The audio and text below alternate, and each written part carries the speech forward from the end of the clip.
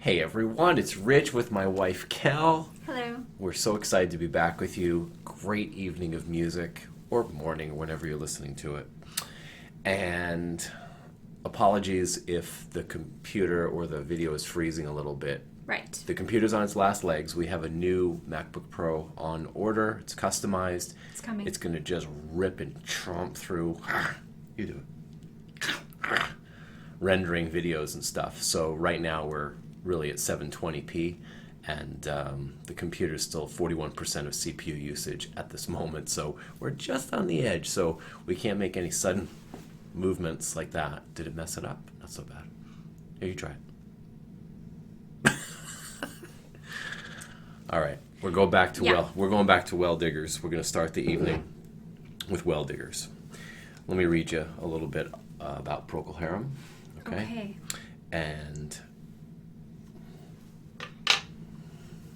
it doesn't get much deeper in the well than Procol Harum. We're talking 1967. We're talking way back. And so brave and just so talented. Let me read you a little bit. So this is from the band's debut, okay, from their debut album. And it spawned their biggest hit, which is Whiter Shade of Pale. Some people call Procol Harum a one-hit wonder. I don't think so. There's a lot of songs that are great. The song had originally been released as a standalone single. It had not been included in the UK version of the album. However, it was included in the US album. Robin Trower appeared on every track with the exception of Whiter Shade of Pale.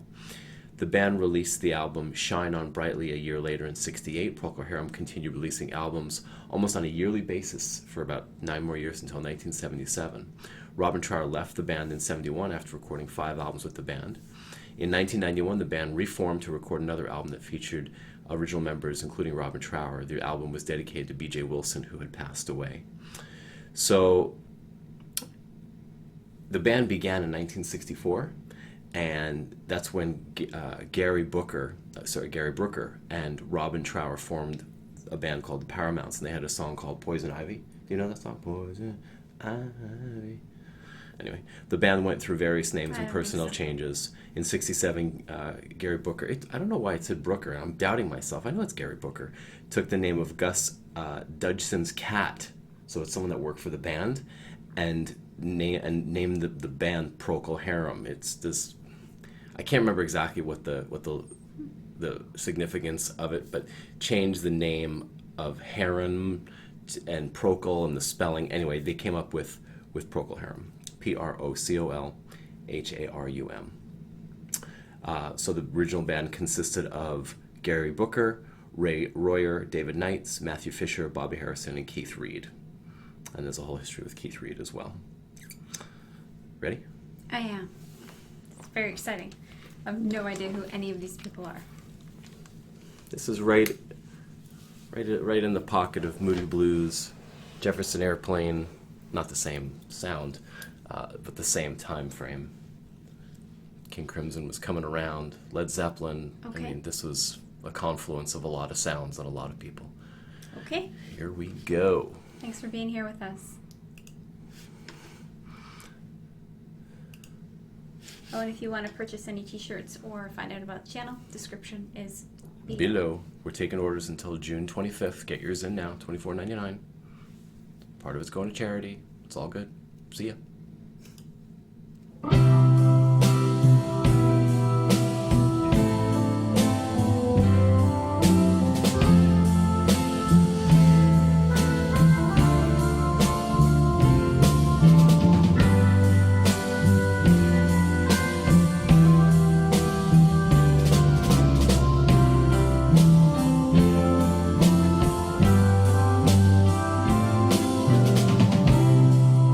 Skip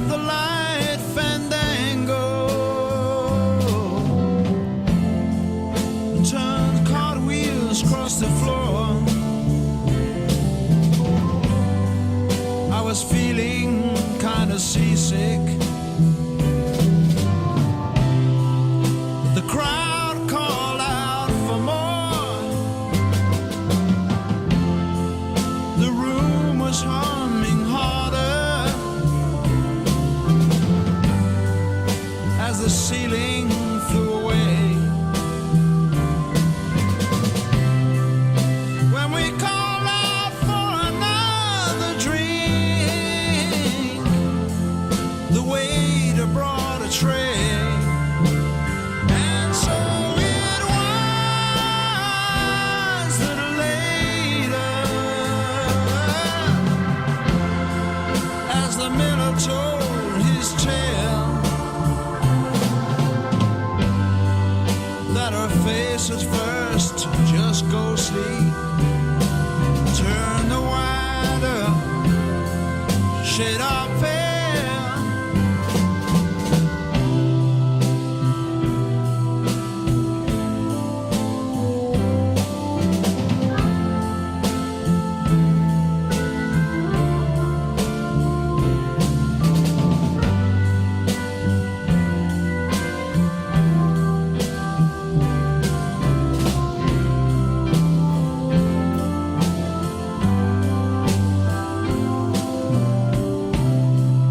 She said there is no reason, and the truth is plain to see. But I wander through my playing cards, would not let her be one of 16 Vestal virgins who were leaving for the coast. And although my eyes were open, they might just as well have been closed. And so it was that later, as the miller told his tale, that her face at first just ghostly turned the wider shade of pale.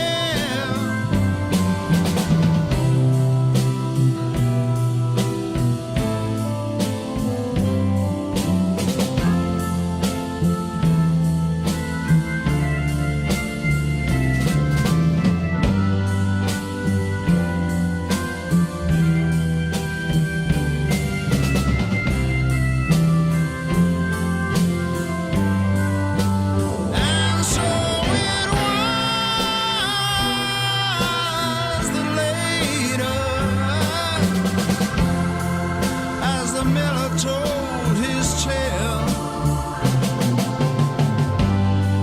that her face at first just ghostly turned a whiter shade of pale.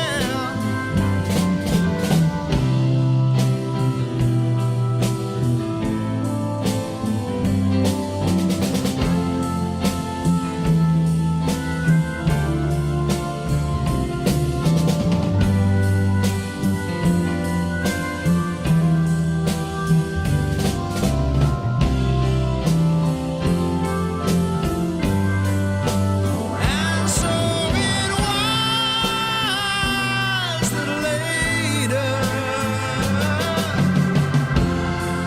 as the miller told his tale, that her face at first just ghostly turned a wider shade of pale.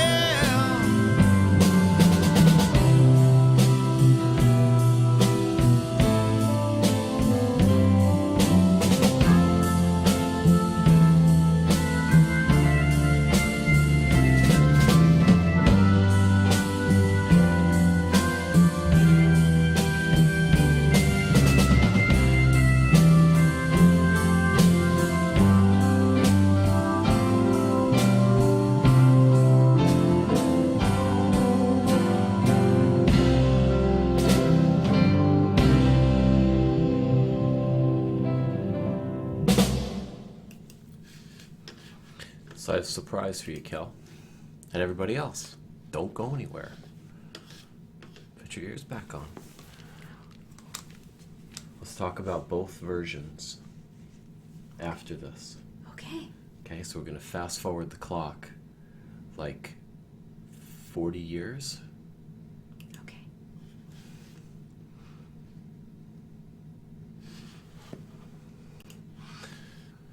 This is Gary Booker doing his thing. Listen and watch this.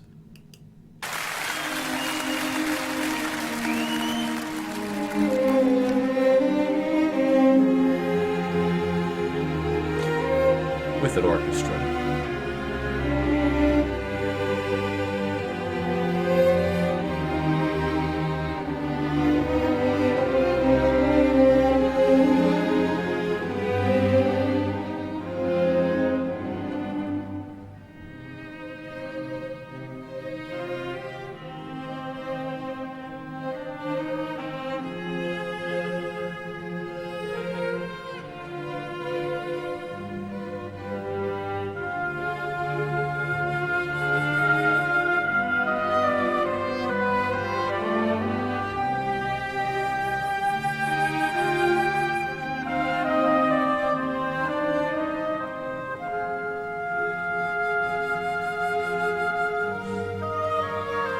There he is.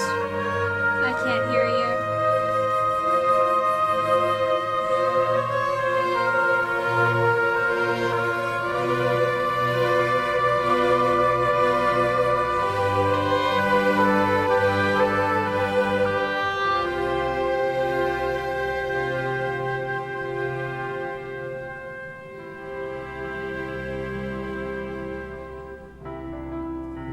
We skip the light. That's Gary Booker. We turn cartwheels across the floor. Unbelievable. I was feeling kind of seasick.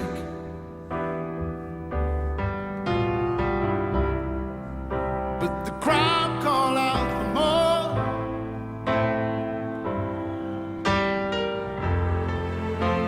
The room was humming harder.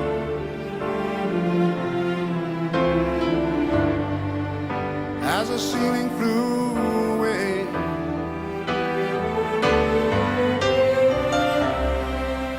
When we called out for another drink, the waiter brought a tray. And so it was that later, as the miller told his tale,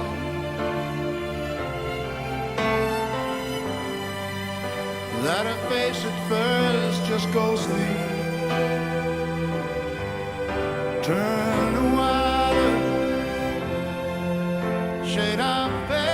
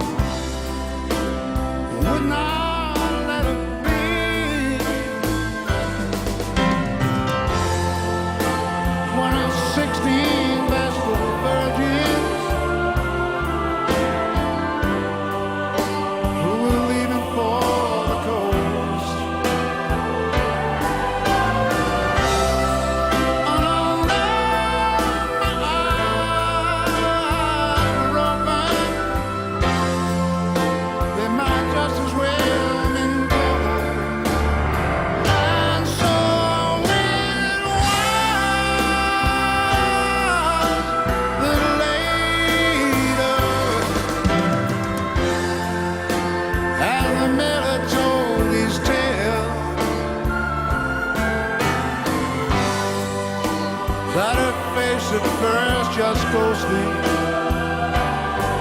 turned white, shade of pale.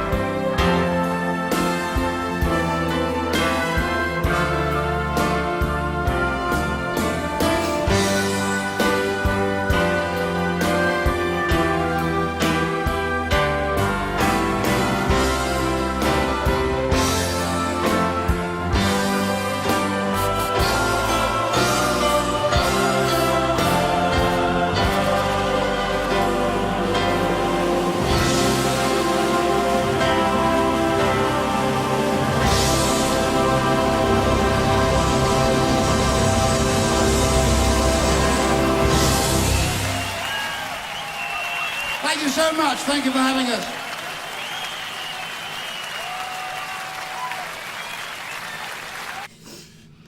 So that was Denmark 2006.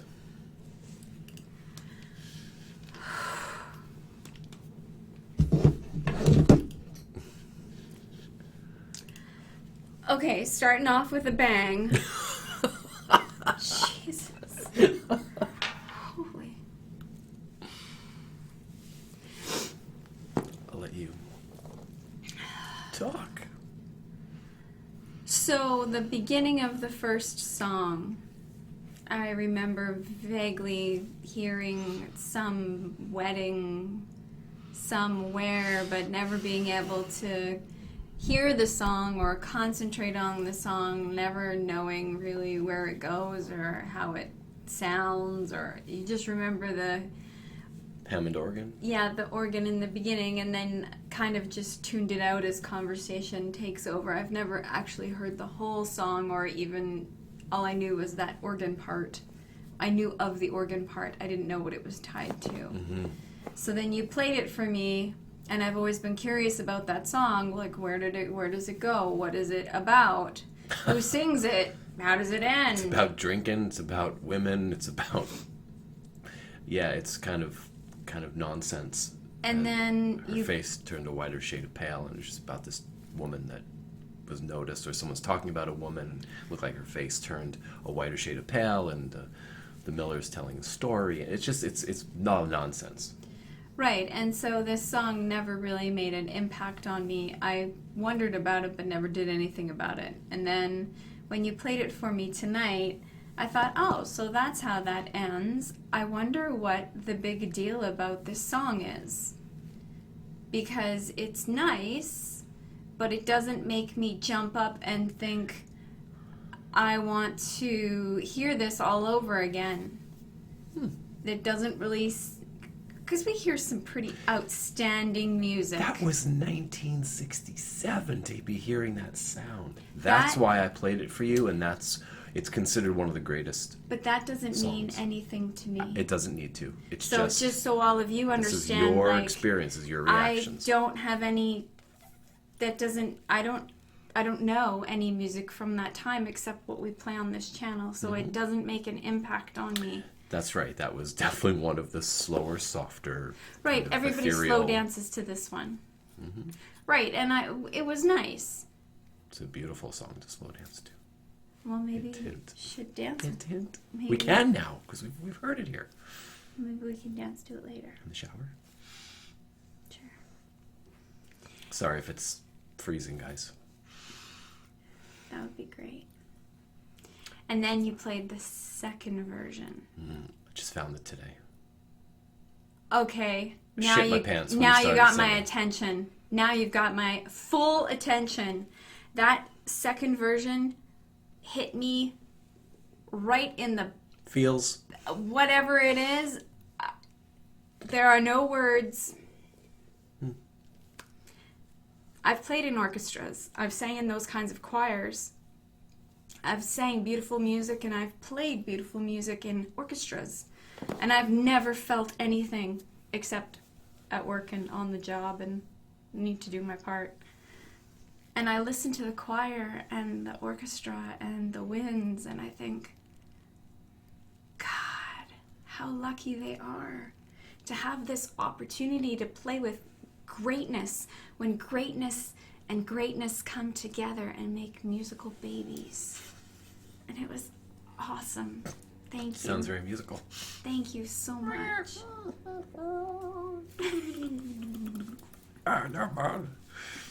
Thank you. It was beautiful. It was beautiful. It was beautiful. It was I could amazing. not wait to hear the whole thing. I just played the beginning and I said, no way, that can't be Gary Booker. Oh my God, it is. And he's with a full orchestra and it's sounded 2006. amazing. And they sound amazing. And I hit stop and I just said, let's see how the first version goes. And I saw that you were lukewarm to it. It was nice. So I'm not even posting this in the description. There'll be an Easter egg for everybody. The first version was nice. I'd love to dance to you with that. You want to stir my soul? Play the second version. Yeah. Wow. There you go. Wow. Thank you. Ooh, salty And kisses. now I appreciate the first version so much more because without the first one, there could never be the second one. And if I was really feeling adventurous, I'd play you the King Curtis version. Who's King Curtis? Oh, a great, great saxophonist. Actually inducted into the Rock and Roll Hall of Fame in 2000. And he did a 1971 version, I think like 2 days before I was born. Something like that. It's Another something time. crazy. I have a huge amount of respect for that song now that you've played the second version because now it means something. And we'll do more Procol Harum That was in the awesome. future. Let us know which one you want us That to was play. awesome. I love the first I one. have a couple in the But I love the second one better. Cool. We have a couple in the bullpen ready to fly. Kick the tires and We might have to go dancing in the shower before the next video. later.